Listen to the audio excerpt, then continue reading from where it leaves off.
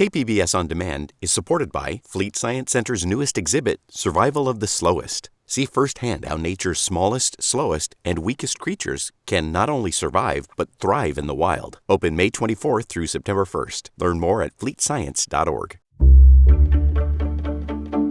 Good morning, I'm Debbie Cruz. It's Monday, December 9th. What happens to a campaign donation when the candidate stops running for office? Can you ask for a refund? We'll look at a local example next. But first, let's do the headlines. The San Diego City Council meets today to address the city's short-term action plan for shelter beds. By the end of this month, 2 shelters at Golden Hall and the Paul Mirabal Center will be going offline and taking over 600 beds with them. The council's discussion on shelter beds comes after the recent Regional Task Force on Homelessness annual conference. The council will also meet in closed session about the growing number of lawsuits resulting from last January's floods. The city attorney's office will update the mayor and city council on the status of the lawsuits and seek direction. On Tuesday, the council will also select their next president. The incumbent, Sean Elo Rivera, announced last week he would not be running again. Voice of San Diego's Scott Lewis will tell us more about why we have a council president and what's next for the council just ahead. El Cajon residents can now stay informed about police activity in their neighborhoods, thanks to a new web-based technology called Citizen Connect. The police department made the announcement on Friday, and they're launching Citizen Connect on mobile phones or computers with internet access. The technology allows people to see what calls the police are responding to nearly in real time, and includes a map that shows the location of the call. From KPBS, you're listening to San Diego News Now. Stay with me for more of the local news you need.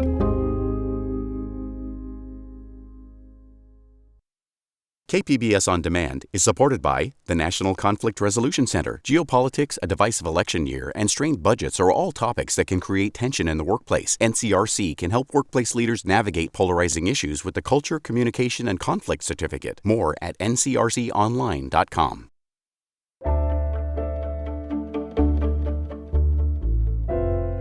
In our next Why It Matters segment, we look at new leaders in city politics.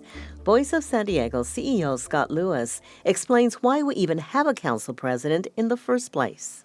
The November election is over, but there's an interesting vote in local politics, and it will set the future of the San Diego City Council. Sorry, though, you don't get to vote unless you're a city council member. The San Diego City Council will elect its next president next week. Current council president Sean Elo Rivera does not want to be council president any longer. I'm really proud of what we've done in the last few years. There's changes that we've made administratively. There's changes that we've made in terms of the procedure in our council meetings, and then some of the ways that we've led on policy, I think, as well. Until 20 years ago, the mayor was the presiding member of the city council. Then the city switched to the strong mayor form of government. The mayor became the chief executive of the city, in charge of most city employees. And the move created a new position, city council president. It was supposed to be almost as powerful, leading the city council as a separate but equal branch of government. The council president gets to decide committee assignments, and they get to set the agenda. If they don't like a policy, they can do a lot to make sure it never goes forward. The vote will have a big impact on San Diego politics for years to come. I'm Scott Lewis from Voice San Diego, and that's why it matters.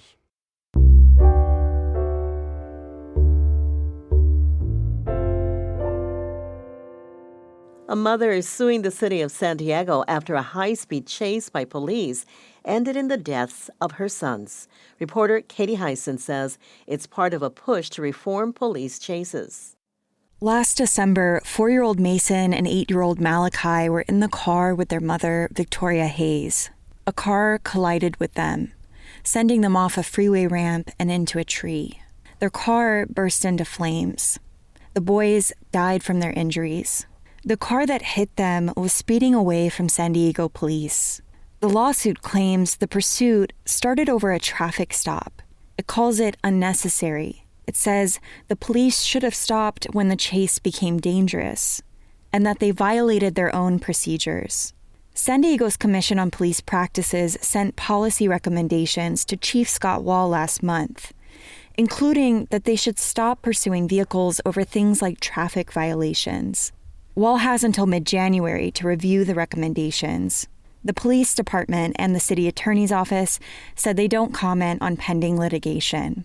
Katie Hyson, KPBS News. What happens when you give money to a political campaign and then decide you want the money back? Investigative reporter Scott Rodd found it's not as easy as you might think.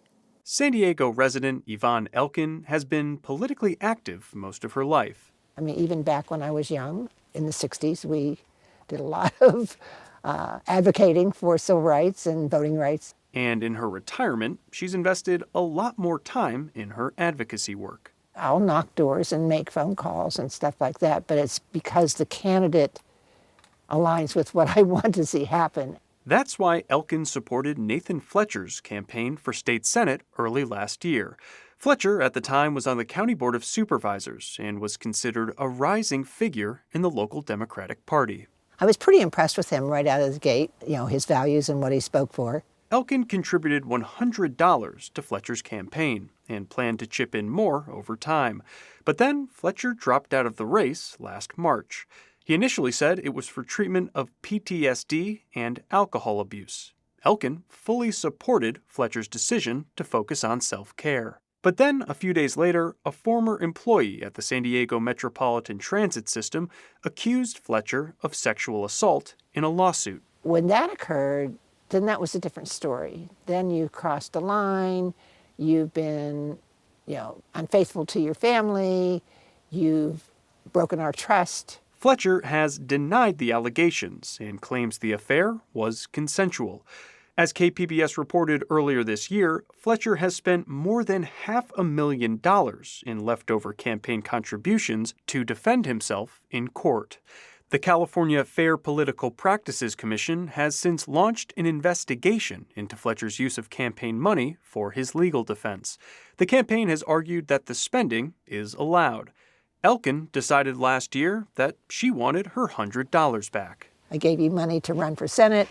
Now you're not running for Senate, so I want to choose how my money is spent. But it's not so simple. Contributors to political campaigns can ask for their donations back, but in most cases under state law, candidates don't have to return the money. In Elkin's case, it took 4 months and repeated requests. She started with an email to Fletcher's campaign, which read, "Given that he will no longer be running for that seat and that he has dishonored his supporters through his actions, I politely request a refund of my donation." After more than a month, she sent another email. "Your actions have destroyed our trust in your ability to make good decisions.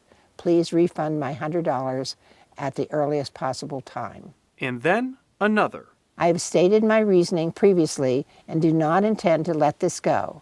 Please save us a lot of time and additional heartache by just refunding my contribution now." In her fourth and final email, Elkin threatened to go to the media and the County Democratic Party with her grievances. "There are other candidates running for office this cycle that need and deserve that $100, and it should be my choice as to which of them receives the donation." That got the Fletcher camp's attention. The next day, the campaign dropped Elkin's refund check in the mail. Fletcher's campaign did not respond to a request for comment. It's unclear if Fletcher declined refund requests from other small-dollar donors, but campaign finance reports do show that Fletcher returned tens of thousands of dollars to influential people and organizations who asked for a refund. It appears they had a much easier time. We'd actually never done a refund before, and it was, I think, my first time doing that for a candidate. Jason Pagiao is CEO of the Asian Business Association of San Diego.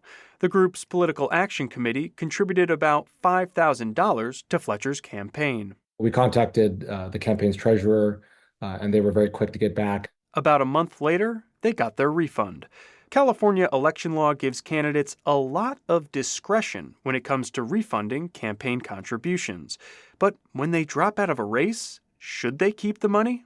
John Pellicero says no, they shouldn't. He's the director of government ethics at the Markkula Center for Applied Ethics at Santa Clara University. They really have to have more of a ethical awareness that they have an obligation to go back to their donors and ask if they'd like to have their money refunded. Pellicero says in a situation like Fletcher's, there's an even clearer obligation. If you keep the funds just for legal purposes, for your own personal behavior, that's inappropriate and really unethical. The California Fair Political Practices Commission declined to comment on its investigation into Fletcher. It could take months for the commission to reach a decision. Scott Rodd, KPBS News.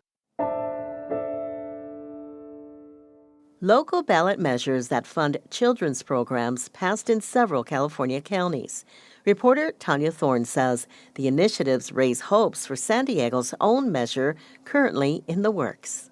The County of Pomona and cities of Sonoma and Santa Cruz succeeded in passing ballot measures that fund child care and youth programs. Some of the measures create a dedicated bucket of funding, while others tax sugary drinks, like sodas, to pay for the programs. They fund child care, mental health services, parks, and youth and recreational programs. San Diego could have seen an expansion in funding with measures E and G, but they failed. Clearly, there's broad support for children and youth, and had, some of those efforts, meaningfully included, like a child and youth component or focus, I think they would have stood to a much better chance of passing. Erin Hogaboom is with San Diego for Every Child.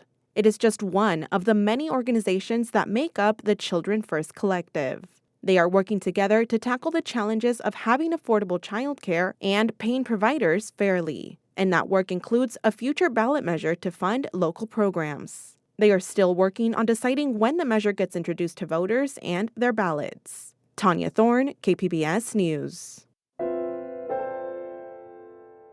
Balboa Park's Botanical Building is back open to the public. Reporter Katie Anastas says it's reopening after a 3-year, $26 million renovation. All of the redwood and most of the steel frame had to be replaced after years of wear and tear. New windows follow the building's original design. Edgar Lozano is the city's senior civil engineer. In the 1950s, there was a major renovation where they practically removed all of the window arcades, including the doorways, and replaced it with wood lattice coming all the way down. Our job was to bring it back to the original 1915 design, so all of the window arcades came back. Nan Sturman designed the garden. On the western side of the building, she picked plants that can survive in brighter light and drier air. I chose those thinking 100 years ahead. She says it's a new garden for people to grow up with. Katie Anastas, KPBS News. The Botanical Building is open from 10 a.m. to 4 p.m. every day except holidays. That's it for the podcast today. As always, you can find more San Diego news online at kpbs.org. I'm Debbie Cruz. Thanks for listening and have a great Monday.